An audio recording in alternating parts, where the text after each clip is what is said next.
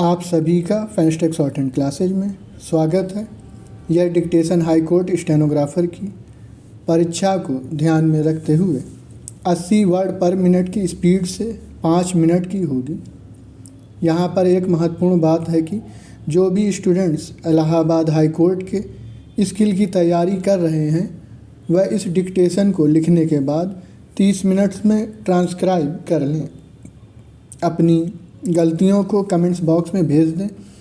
आपको आपके मार्क्स बता दिए जाएंगे। स्टेनो से रिलेटेड जानकारी के लिए हमारे टेलीग्राम चैनल को ज्वाइन कर लें। आप सभी लोग तैयार हो जाएं। डिक्टेशन स्टार्ट होगी 5 सेकंड बाद।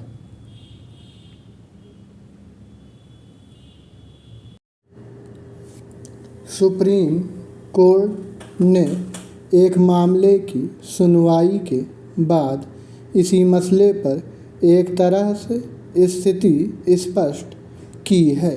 अदालत ने 26 वर्ष से अलग रह रहे दंपति के मामले में कहा कि बेटियों को अपने अभिभावकों से शिक्षा संबंधी खर्च मांगने का पूरा अधिकार है और ज़रूरत पड़ने पर माता पिता को कानूनी तौर पर बाध्य किया जा सकता है कि वे बेटी की पढ़ाई लिखाई के लिए ज़रूरी धन दें।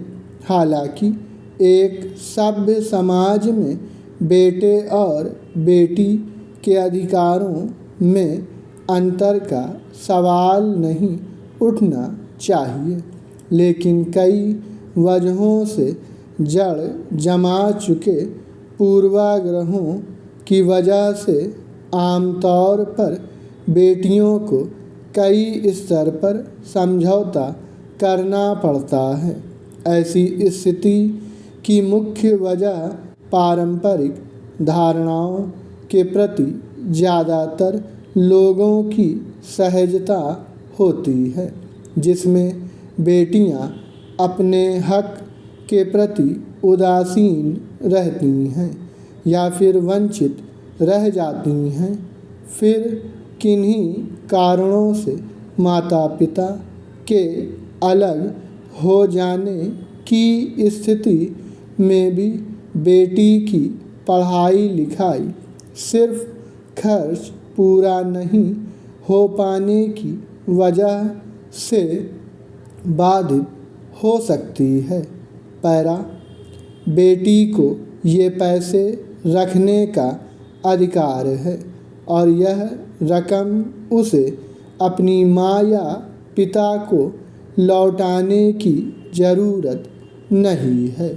दरअसल ऐसे मामले अक्सर देखे जाते रहे हैं जिनमें परिवारों में अगर संपत्ति के बंटवारे की स्थिति आती है तो जितने हिस्से पर बेटों का सहज हक माना जाता है उतने के लिए बेटियों को अलग से प्रयास करना पड़ता है।